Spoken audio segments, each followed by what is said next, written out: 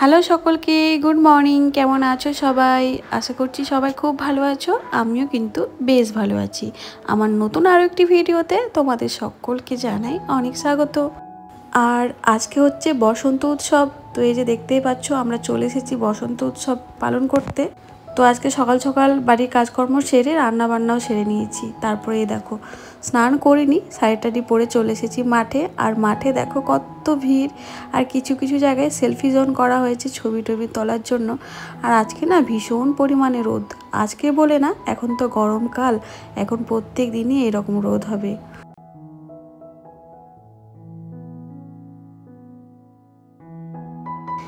তো এই প্রথমবার বড়বাবুকে সঙ্গে নিয়ে বসন্ত উৎসব পালন করছি। প্রত্যেক বছরই কিন্তু এখানে বসন্ত উৎসব পালন হয়, তবে আমার আসা হয় না।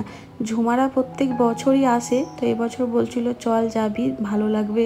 তো ভাবলাম বড়বাবু যখন বাড়িতে আছে তখন যাই, একটু ভালো লাগবে। আর জানো তো 2020 সালে, মানে যখন করোনা ভাইরাস হয়েছিল, সেই বছর আমার বড়বাবু হুলিতে বাড়িতে ছিল। আর এই যে 5 বছর পর, মানে 2025 সালে ও আবার এসেছে হুলিতে। তো বেশ ভালো লাগছে, আমরা দুজনে আবার একসাথে হোলি খেলতে পারবো। তো এখানে কটা ছবি টবি তুলে নিলাম। তারপরে এই দেখো, এখানে একটা সেলফি জোন করা হয়েছে। তো ভাবছি এখানে একটু ছবি তুলবো, তবে লাইনই পাচ্ছি না, এত ভিড়। আর আমি এই যে দাঁড়িয়ে আছি।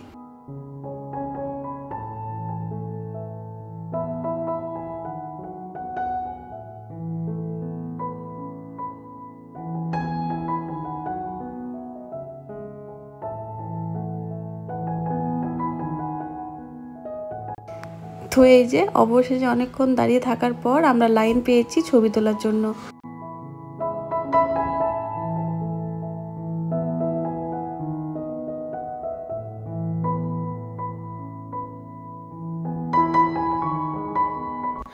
আর ওই যে দূরে দেখা যাচ্ছে ওই আম গাছের নিচে অনেক লোকজন, সেইখানে হচ্ছে ডিজে ডান্স। ওই যে ডিজে আনা হয়েছিল, আর একদিকে ছেলেরা আর একদিকে মেয়েরা সবাই কিন্তু ফাটিয়ে ডান্স করেছে, সঙ্গে আমরাও কিন্তু নেচেছিলাম।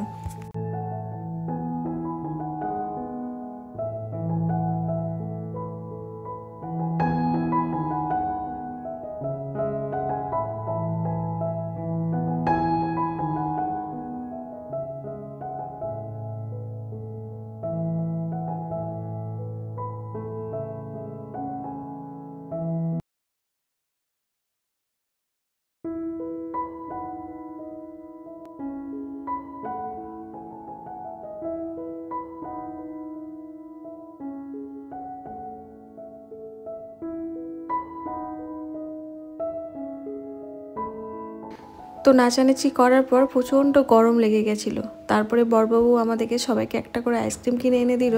তো ওই যে ঝুমা ওইদিকে ওর ভিডিও করছে, ও তো ব্লগ করে তোমরা জানোই। আর এই যে সবার মুখ চোখের অবস্থা ঠিক এই রকম। আমার তো মনে হচ্ছে মুখের থেকেও গলায় বেশি রং লেগেছে। আর রং লেগে দেখো কালো হয়ে গেছে গলাটা পুরো। তো চলো এখন আইসক্রিমটা খেয়ে নিই, তারপর একটু বসবো এখানে, বসে তারপরে বাড়িতে যাব।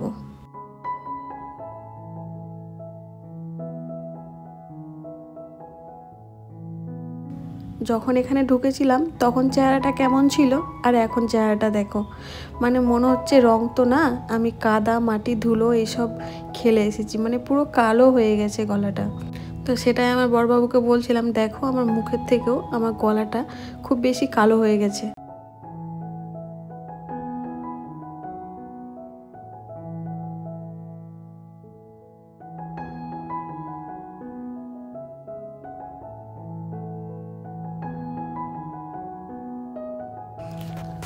তো অনেকক্ষণ এখানে থাকলাম, ছবি টবি তোলা হলো। এখন চলো বাড়ির দিকে যাই। এখন বাজে বিকেল 3টে, আর এখন বাড়ি যেতেই হবে, কারণ স্নান করতে হবে, স্নান টান করে খাওয়া দাওয়া করতে হবে। আমরা কিন্তু ভাত খেয়ে আসিনি, দুপুর 1টা-1:30টার দিকে এখানে এসেছিলাম ঠিকই, কিন্তু খাওয়া দাওয়া করে আসিনি। এখন স্নান টান করে খাওয়া দাওয়া করব। আর দেখো এখনও কত ভিড়, মানে এরা যে কখন বাড়ি যাবে কে জানে। আসলে সকাল থেকে বসন্ত উৎসব চলছে, কেউ আসছে কেউ যাচ্ছে। যারা হয়তো সকালে এসেছিল তারা দুপুরে চলে গেছে, আবার হয়তো কেউ দুপুরে এসেছে তারা বিকেলে যাবে, আবার হয়তো কেউ এখন আসছে, তারা কখন যাবে জানি না। তো আমরা দুপুরে এসেছিলাম, এখন বিকেলবেলা বাড়িতে যাচ্ছি।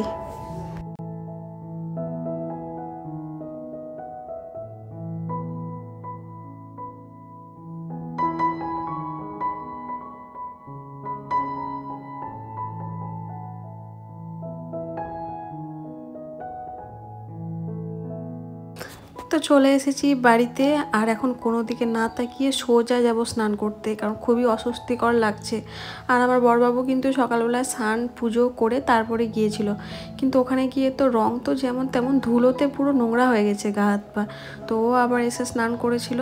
তারপরে এই দেখো আজকে রান্না করেছিলাম খাসির মাংস, তো ওই জন্যে খাসি মাংসটা প্রেশার কুকারে সিটি মেরে রেখে চলে গেছিলাম। তারপরে এখন কুকার থেকে খুলে এই দেখো বের করলাম। তো চলো ঝটপট খাওয়া দাওয়াটা করে নিই, আর আমার না প্রচণ্ড খিদে পেয়েছে। তো চলো তাড়াতাড়ি খেয়ে নিই, তারপর আসছি।